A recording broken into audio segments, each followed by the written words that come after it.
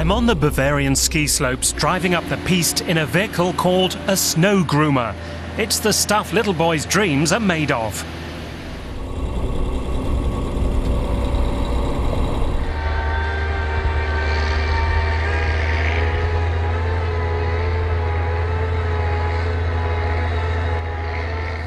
I'm on the Brauneck mountain near Lengries on Germany's southern border.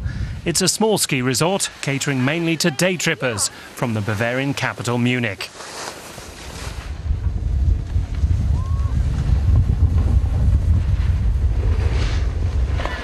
Today the busiest slope is the beginner's piste, but at an altitude of just 700 meters, the snow here is melting fast.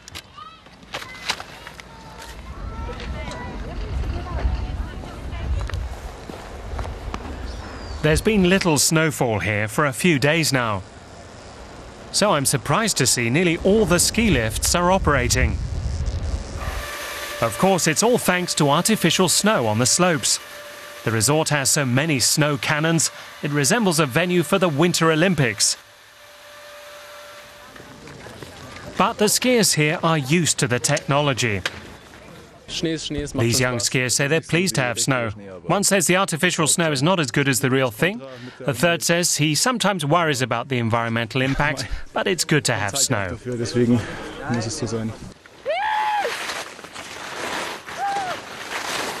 Winter sports and tourism are an economic mainstay of this part of Germany. Many people's jobs depend on good snow conditions. The area has to compete with much larger ski resorts just across the border in Austria. Keeping the slopes here white costs about €1 million a season.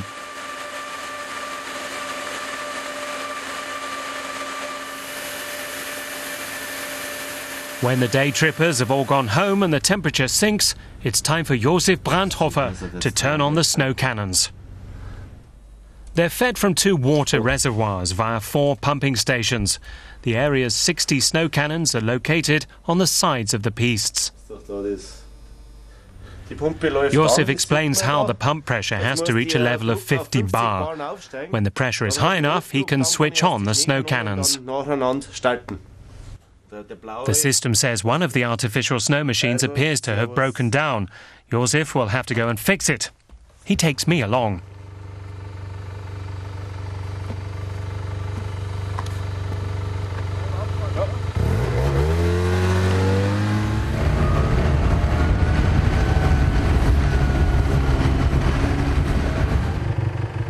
The men have to be able to deal with all kinds of problems, from a broken pump to a fault in the cannon's complex electronic system. Josef tells me the first thing to do is check there's no blockage in the fan system.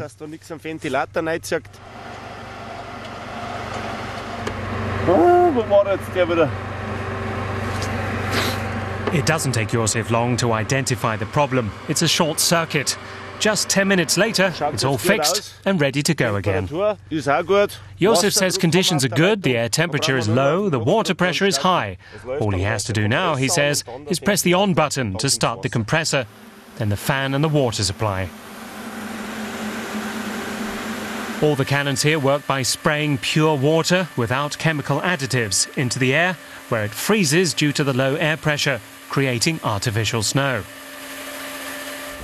But just pumping out snow is not enough to create the perfect piste. Now the slopes must be groomed. 3 special groomers venture out every night. I hitch a ride with driver Michael Wassensteiner.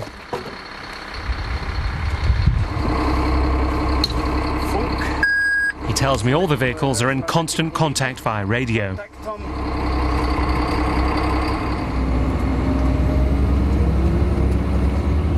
It's not long before I realise just how much work is needed to prepare an artificial piste. This 400 horsepower groomer alone weighs 3.5 tons. Michael tells me learning to control the groomer and shift the snow precisely is like learning to drive a car. He says you have to develop a good instinct for the ground conditions and the territory in general. We move on to steeper ground. And Michael secures the groomer with a steel cable. It's 1 kilometer long and stops the vehicle from sliding out of control.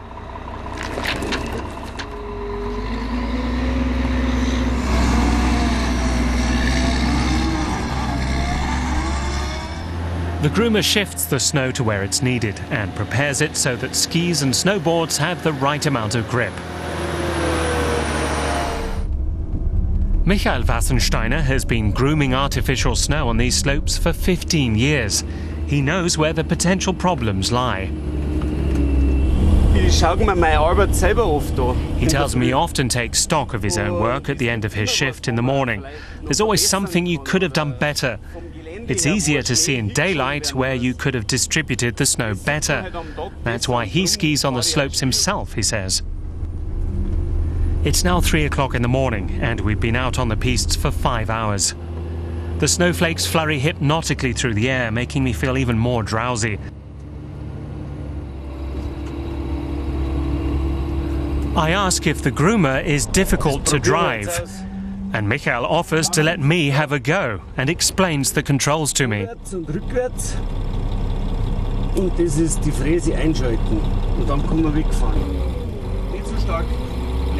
Immediately I notice that the steering is much more sensitive than a car's, but there's little danger as our top speed is about walking pace. The skiers will thank me for this in the morning. Now I'm wide awake again.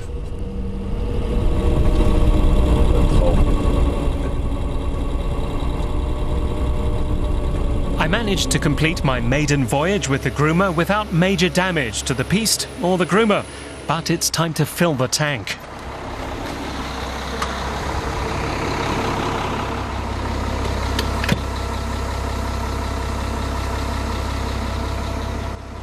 I asked Michael how much fuel he thinks we've used up. He estimates about 150 litres of fuel, maybe even a little bit more. Vielleicht ein bisschen mehr, aber so circa 150 Liter. Prost. Shortly before dawn, Michael's shift is over and the guys get to enjoy an after-work beer. And there's one for me too. After a few hours' sleep, I put on my skis and take to the slopes to judge the results of the night's work. The snow feels good, not too slippy, no patches of ice or stones.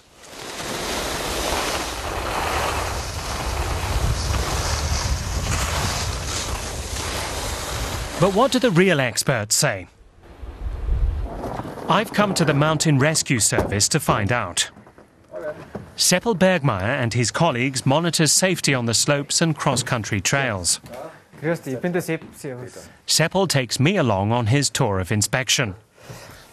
He shows me the extent of his area, from here to the mountains on the horizon.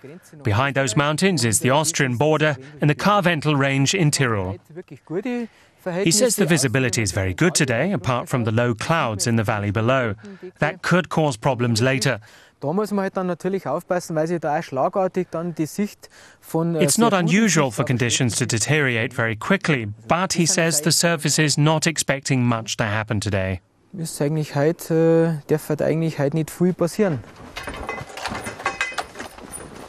no sooner has Seppel said those words than an emergency call comes in. The Mountain Rescue Service is there to help anyone stuck on the mountainside for whatever reason. I follow them to the scene of the accident. The snowboarder has injured his shoulder in a fall. He's in pain and in shock. The Mountain Rescue Service says on average about one skier in every 1,000 will be involved in an accident. Wenn du die Füße anwinkelst, das geht, oder? Das geht. The injured snowboarder is a day tripper.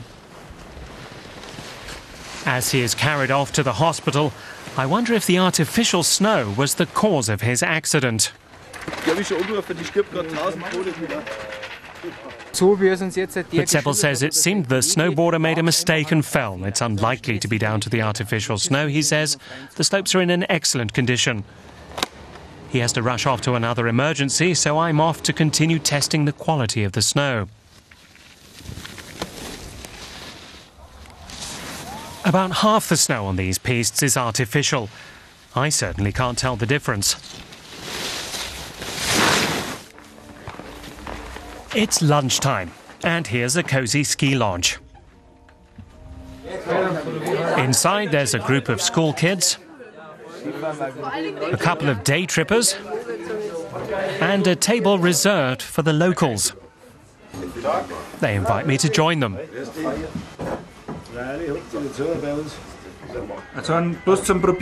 The landlord, Hubert Walter, pours a round of schnapps distilled according to his great-grandfather's recipe. This is a traditional place, and one of the oldest traditions on the Brauneck mountain is winter sports. About half the people here are directly or indirectly dependent on winter tourism for their livelihood. So it's no surprise they're in favour of investing in artificial snow. But the practice is controversial, and supporters have fought battles with environmentalists and local authorities over it. There is simply no alternative to snow, Hubert tells me. The tourists have come to expect snow, whatever happens. They're spoilt. In the past, when there wasn't much snow, we went skiing anyway and just skied over patches of grass. We skied on just 5 centimetres of snow, he says. But that's bad for the grass, and so using snow cannons is a perfect alternative. You switch them on when the temperature is low enough and you have great snow for skiing. The weekend is approaching, and it has started snowing real snow. That's good news for the resort, despite all the technology. A covering of fresh, natural snow should attract even more day trippers to Lenngries. My stay here has made me realise how much time, money and effort goes into making sure skiers have the snow they want and have come to expect.